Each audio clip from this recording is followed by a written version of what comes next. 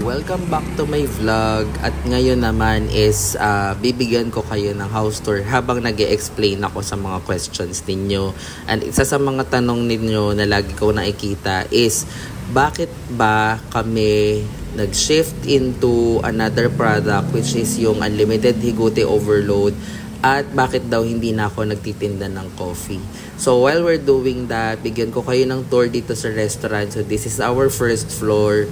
Ayan, and yan, tabi kami ng kalsada at katabi rin kami ng school. So ngayon guys, sasagutin na natin yung tanong ninyo. So yun nga, going back, ang question ninyo is bakit namin binitawan yung coffee at nag-introduce kami ng bagong product which is yung Unlimited Higute Overload. So ngayon guys, sagutin muna natin, hindi po natin binitawan ang coffee. So, pansamantala lang po is hindi muna tayo magko-coffee for some reasons. Number one, masyadong nagmamahal ang mga supplies ng coffee every month. So, napansin ko na every month, grabe yung itinataas ng mga supplies. So, meron din naman kami mga backup suppliers maliban sa main supplier namin. And even yung mga backup suppliers namin, talagang nagtataas na sila ng presyo. So, from the barako to pati yung mga gatas, ganyan. And syempre, talagang tumataas na yung mga bilihin ngayon. So guys, yun yung second floor namin. Kung napapansin nyo, kukunti yung walang tao actually. Kasi ngayon, it's a Tuesday and normally itong ganitong mga araw is ganyan talaga. So ngayon, ito yung office namin sa Book to the Nations. And ito na rin yung magiging office ng restaurant sa mga events meeting. So, ngayon makikita nyo, pababa ako sa bahay namin. So, sa baba. So, itutuloy ko yung kwento habang nagtutour tayo. So, yun nga guys. So, again, sobrang tumataas. And napansin ko nga na very slow moving talaga yung coffee. Kasi sa totoo lang, hindi ko binababa yung quality ng aming mga products. And syempre, dahil hindi mo binababa yung quality, tapos meron kang place, may restaurant kayo, may dine-in kayo, syempre, hindi mo rin maibaba yung presyo ng mga products mo. So, ay yung pang isang malaking problema din kapag ka ikaw napapaligiran ka ng mga competitors mo na nagtitinda ng sobrang murang products. Halimbawa, yung coffee namin is 79. May coffee sa kabila na worth 39 pesos. Syempre guys, ano bang ina-expect mo sa kape nila?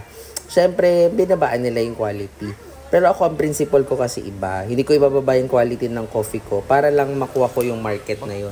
Kasi at the end of the day, pwedeng bumili sila sa'yo ngayon kasi mura. Pero dahil may nasabi sila sa product mo, hindi na sila babalik. Kaya marami rin naman kami mga competitors dito na eventually nagsasara at hindi ako happy doon na nagsasara sila. Pero napansin ko is yung mga customer, bumabalik pa rin talaga sila dito sa amin. Ayun naman pala, bakit isasara mo? Or bakit hindi mo na itutuloy yung coffee? Again, hindi po sa hindi itutuloy, ipopause po muna namin dahil nagmamahal po ang supplies and dahil ngayon competitors namin nagtitinda ng sobrang murang kape, naapektuhan din yung sales namin. At syempre, habang wala yung coffee namin, syempre hindi naman pwedeng wala kaming inintroduce na iba. So that's the reason why nag-introduce kami ng bagong product which is yung Unlimited Higute Overload. So ito ay unlimited lugaw na merong overload na toppings. Yun muna yung ginagawa namin ngayon. Pero pag eventually naging maganda yung result nitong Unlimited Higute or lugaw na to, baka maging main na rin namin siyang product. Pero sa ngayon, ang main product namin is yung chicken kasi yun talaga yung binabalik-balikan ng mga tao dito.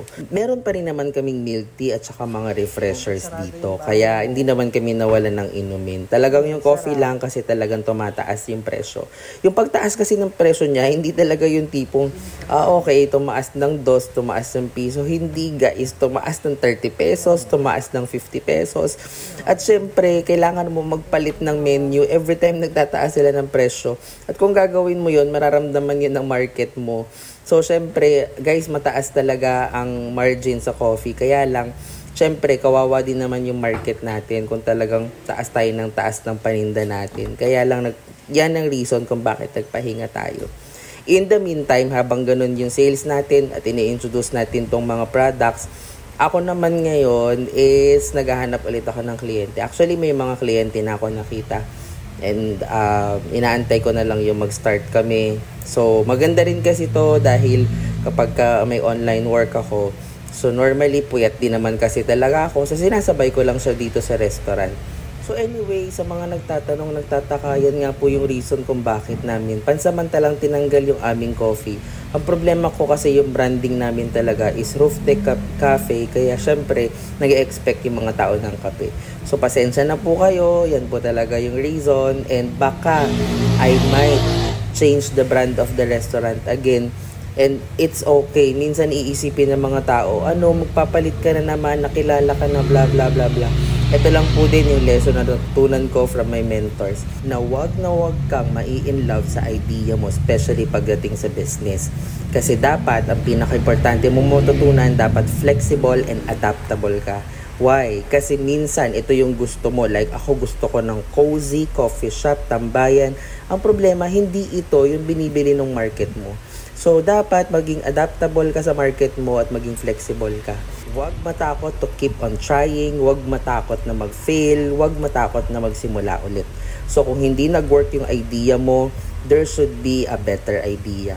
Importante kasi na kino-consider mo talaga yung customer, yung location, yung market mo.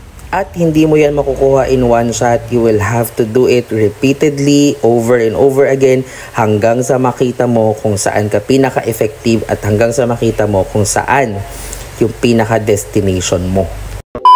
That's it guys. Sana natuwa kayo sa tour dito sa restaurant. At sana marami kayong natutunan. So guys, really, ang pagbe-business, hindi talaga yan madali. That's what I thought before. Siguro pag nagnegosyo ko, baka may time freedom na ako, baka mayaman na ako. So guys, pwede naman talaga. Actually, in some of my businesses na experience ko naman talaga yung kumikita ka. Kaya lang siguro na mishandle ko talaga yung ibang negosyo, na mishandle ko yung ibang pera, 'di ba? So parang nag-start ka ulit sa umpisa. But it's okay kasi we learn from failure. And ako, I'm so proud na nagkamali ako ng maraming beses. Kasi ngayon parang pag naiisip ko, hindi ganun kahirap magsimula parate. Kasi nagsa-start talaga yan sa mind. Normally, mahihirapan ka talaga kapag yung mind mo hindi ready. Alam mo yun, yung, andyan, kahit minsan, kahit nandyan yung mga resources mo, kompleto, pero pag hindi handa yung mind mo, parang hirap pa rin mag-start. Yung parang, magkaiba, dalawang klaseng tao yan eh. Parang, yung isa, madaming resources. May ganyan ako mga kilala. May mga kaibigan ako, ang dami nilang resources.